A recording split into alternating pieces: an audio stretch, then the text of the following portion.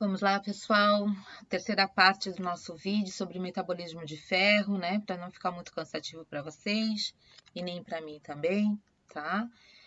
O objetivo desse vídeo, que vai ser o vídeo mais curto, é falar um pouquinho sobre as patologias associadas ao ferro especificamente, né? Nós temos duas possibilidades quando se fala em qualquer tipo de molécula dentro do nosso corpo. Ou a gente ter um excesso dela, tá? Ou a gente ter um déficit dela, tá?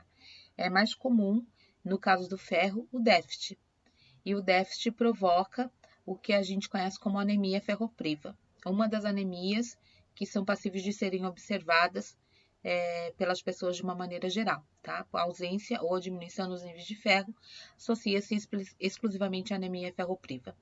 Quando a gente fala em excesso de ferro, é menos comum, né? Já visto que a gente tem alguns componentes regulatórios, né, no processo de absorção, e um deles está associado especificamente ao aumento na quantidade de ferro circulante. O corpo entende que o ferro é tóxico e tende a impedir isso. Entretanto, nós temos uma doença chamada de hemocromatose, que é uma doença hereditária, e que então está associado, obviamente, à incapacidade do corpo fazer esse controle, certo? Então, vamos falar um pouquinho sobre cada uma dessas duas, dando algumas características sobre cada uma delas. Bem, a primeira seria a provocada pela diminuição no ferro sérico, né? Que seria essa tal de anemia ferropriva, né? A anemia ferropriva, ela corresponde a uma das anemias mais comuns por distúrbio de metabolismo de ferro, e ela é causada pela diminuição anormal das reservas de ferro do organismo, tornando-se, obviamente, inadequada às necessidades, que são muitas, né? Desde o processo de eritropoiese, principalmente o processo de eritropoiese normal, visto que mais de 60% do ferro ele acaba sendo levado para isso, né?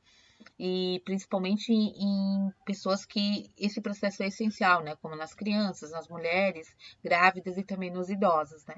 E isso compromete toda a questão literalmente, do dia a dia, né?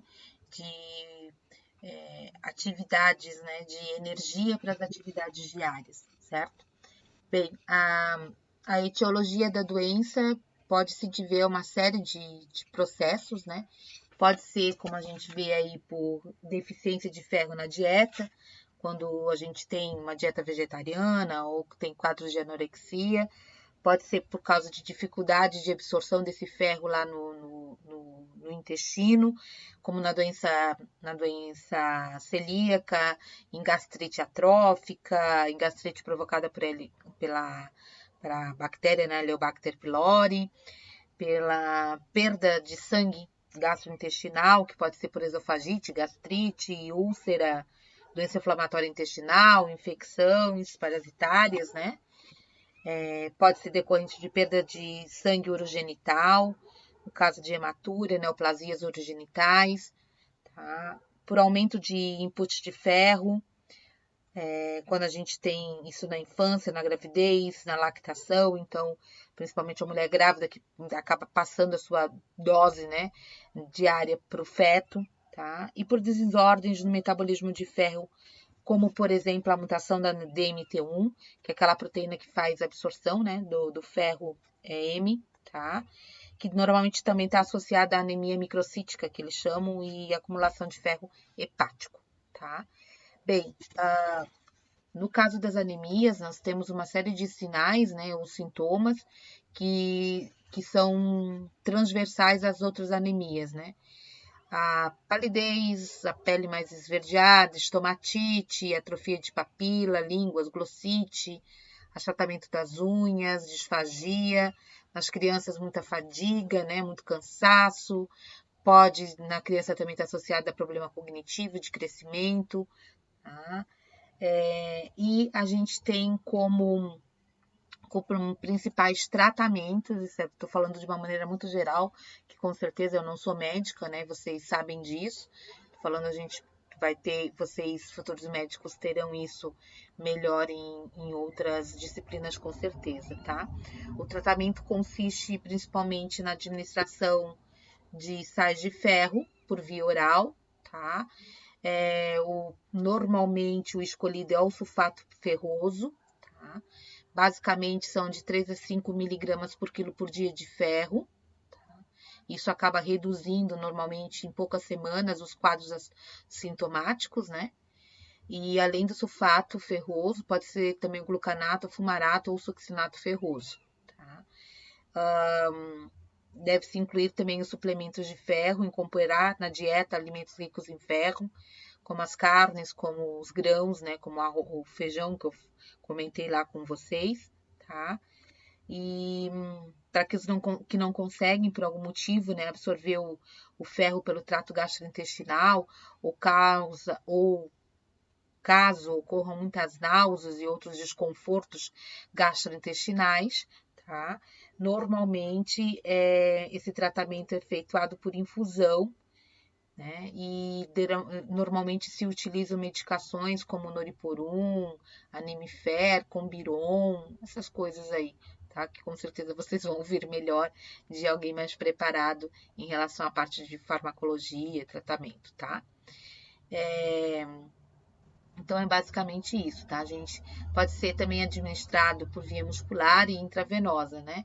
E aí geralmente as formas de ferro dextran ou sorbitol citrato ferroso, tá? São as formas mais utilizadas. A outra possibilidade, né, é uma sobrecarga de ferro, né, que leva a uma toxicidade desse ferro, como a gente sabe, né? Então, essa toxicidade ela pode estar associada a uma ingestão elevada, tá, de ferro, e pode também estar associada a uma hemocatarese demasiada, né, que é a eliminação do ferro que estava nas hemácias como um todo, tá? Existem vários sintomas que aparecem de maneira progressiva e rapidamente quando a gente está falando de toxicidade de ferro, principalmente sintomas gastrointestinais, que estão associados a esse processo de descamação desses enterócitos, tá? Pode acontecer aí uma translocação de fluido do lúmen para o trato gastrointestinal, levando a diarreia. Essa diarreia pode ser sanguinolenta, pode ter vômito, tá? Pode influenciar no equilíbrio ácido-base também. Infelizmente, a sobrecarga de ferro no corpo é bastante deletéria, leva a uma série de disfunções em múltiplos órgãos, que podem, inclusive, levar a óbito, tá? Mas a gente sabe, obviamente, que deve ser ou deve ter um tipo de tratamento, né? Quando é associada à ingestão, obviamente, uma diminuição na ingesta de alimentos contendo ferro já é algo a ser pensado. Tá? Mas a outra forma de toxicidade se deve a um defeito genético, como eu falei anteriormente, que é a hemocromatose hereditária, que é uma doença autossômica recessiva, que vai alterar completamente o metabolismo do ferro, tá? E já falamos um pouquinho sobre ela, que ela é a causa, na verdade, por incrível que pareça, mais comum. E são causas primárias, né? A alimentação e a hemocromatose. E secundária devido à administração ou suplementação terapêutica por via parenteral transfusões, né? De forma não acompanhada ou mal acompanhada, que pode gerar também toxicidade, tá? Em relação à hemocromatose especificamente, tá? Você vai ter o aumento na absorção intestinal do ferro, associado normalmente à mutação do gene HFE. O HFE, lembra, é aquela proteína que se liga aos transportadores do tipo 2 e que estimulam a formação do dímero, que é um estimulante da produção, da síntese da epsidina em situações onde você tem excesso de ferro. Então, como você tem uma alteração no HFE, tá? Você não vai ter produção de epsidina, mesmo em situações de excesso. e aí você vai continuar aumentando a absorção de ferro e depositando esse ferro sobre a forma de primeiro de ferritina e depois de hemosiderina no fígado, no coração, hipófise, pâncreas, em articulações, na glândula adrenal, na pele, ou seja, em todos os locais, tá? Existem variações da hemocromatose que estão descritas aqui para vocês. Todas são de caráter recessivo, a não ser uma, tá? E todas têm a ver com o HFE ou com a produção aqui do receptor de transferrina do tipo 2, que é aquele que está ligando-se ao HFE, tá? Ou essa especificamente é uma situação onde você tem uma alteração na ferroportina, tá? Que é aquela proteína que faz o transporte para o plasma, tá? Então, de uma maneira geral, o quadro clínico das hemocromatoses é bastante variável e depende da bioacumulação de ferro, que geralmente ocorre no caso da hemocromatose de forma lenta e progressivamente ao longo das décadas, tá? A maioria dos sintomas aparecem em pessoas com em torno de 50 anos. Nos homens, os sintomas são mais evidentes e eles, entretanto, aparecem mais cedo nas mulheres, tá? Principalmente devido à amamentação e às perdas sanguíneas fisiológicas que ocorrem ao longo do período menstrual, que conduzem, né, então, às perdas e menor acumulação desse metal, tá? Então, são basicamente 3 tipos de mutações nesse gene HFE, tá? E nós temos como sinais clínicos, basicamente, cirrose, hepatomegalia, que são locais provenientes onde você tem maior acúmulo de ferro, né? 50 a 90% do ferro acumulado na hemocromatose é no fígado, tá? Pode ter hiperpigmentação da pele por deposição da hemosiderina e também da melanina, tá? E a pele pode ficar mais acidentada por causa do depósito de ferro. Esse depósito aumentado de ferro, principalmente nessa região mais próxima da face, pescoço, tá? E também na superfície extensora de antebraço, no dorso das mãos, nas pernas e na região genital, principalmente na região genital aí, de 30 a 80% acabam tendo problemas, tá? É importante lembrar também que nós temos como principal, digamos, tratamento o uso de quelantes de ferro, tá?